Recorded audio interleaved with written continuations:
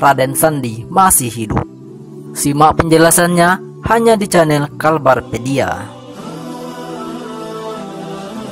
Suatu ketika, Raden Sandi dipanggil oleh orang tuanya dan berkata, "Sandi, kamu kelihatannya berbeda dari saudaramu. Selalu saja kau pergi ke hutan, sampai ke daerah Paloh, berburu, tetapi tidak ada hasilnya. Jadi aku rasa lebih baik tinggal di rumah saja. Itu anak istrimu siapa yang akan mengurusnya? Kami memang sanggup memberinya makan, tetapi kamu sebagai suaminya, kamu seharusnya yang lebih banyak memberikan perhatian, mendidik, baik itu kepada anak-anakmu, istrimu, itu adalah tanggung jawabmu." Raden Sandi orangnya pendiam dan tidak suka berbicara yang tidak ada gunanya. Dan bagaimanapun kemarahan orang tuanya, ia tetap diam. Hingga suatu hari ia ingin pergi berburu. Lalu ia pergi menemui istrinya dan berkata, "Hari ini aku akan pergi berburu lagi. Entah 1 hari, 2 hari, aku tidak tahu. Cuma aku minta supaya kepergianku ini jangan kamu ceritakan dengan ayah dan ibu. Kalau ayah bertanya, katakan aku tidak pergi kemana-mana, hanya pergi dekat saja." Maka pergilah Raden Sandi bersama 2 orang temannya. Mereka berjalan keluar masuk ke hutan, namun tidak juga bertemu dengan binatang yang dicari, karena merasa belum juga bertemu dengan binatang buruannya. Dan sudah sifat Raden Sandi, kalau belum dapat, belum pula ia puas.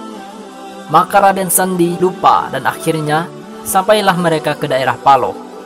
Sesampai di Paloh, ia menemukan seekor burung. Namun burung itu sangat aneh bentuknya, sangat berbeda dengan burung-burung yang lain. Tidak juga besar, tidak juga kecil. Burungnya bagus, cantik, dan indah dipandang. Warnanya bermacam-macam, ada hijau, ada merah, kakinya kekuning-kuningan, dan sangat memikat hati. "Kusumpit saja burung itu. Kalau kusumpit, mudah-mudahan burung itu tidak mati, dan aku dapat memeliharanya," kata Raden Sandi. Kemudian disumpitnya lah burung itu dan kena tepat di kepalanya. Dan matilah burung tersebut. Sedihlah hati Raden Sandi karena burung tersebut mati. Tidak terasa, ternyata mereka berburu sudah hampir 2 hari. Dan akhirnya pulanglah Raden Sandi bersama temannya. Sampai di rumah, Raden Sandi bercerita badannya kurang sehat. Sampai beberapa hari kemudian, Raden Sandi masih juga belum sehat. Raden Sandi merasakan demam setelah pergi ke Paloh. Kian hari badannya makin lemah, walaupun sudah diobati. Setelah beberapa lama Raden Sandi sakit, tidak juga kunjung sembuh. Dan akhirnya Raden Sandi meninggal dunia. Layaknya orang meninggal tentulah dimandikan, dikafankan, dan dikuburkan seperti layaknya upacara penguburan. Setelah upacara penguburan selesai dilaksanakan, pada malam harinya, istri Raden Sandi mendapati mimpi. Dalam mimpi itu mengatakan bahwa Raden Sandi tidaklah mati. Raden Sandi dibawa oleh orang halus pergi ke Paloh untuk dijadikan raja oleh orang halus di sana karena raja mereka sudah tua. Raden Sandi akan dijadikan menantu dan raja orang halus di tempat tersebut. Yang dimakamkan itu bukanlah Raden Sandi, melainkan hanya sebatang kedebok pisang saja. Dan itulah yang ditanam, kata orang halus di dalam mimpi sang istri. Orang halus itu juga berpesan untuk memberitahukan mimpinya kepada orang tua Raden Sandi.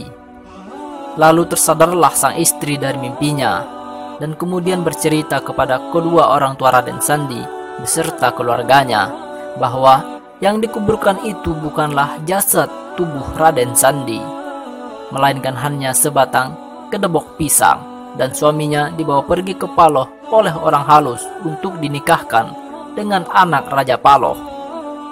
Begitulah cerita istri Raden Sandi. Maka gemparlah mereka mendengar cerita sang istri tadi. Sang ayah menyesali kelakuan Raden Sandi yang sudah sering diingatkan untuk tidak pergi berburu, apalagi berburu sampai ke Paloh. Setelah Raden Sandi dibawa ke Paloh, Raden Sandi dinikahkan dengan anak Raja Paloh.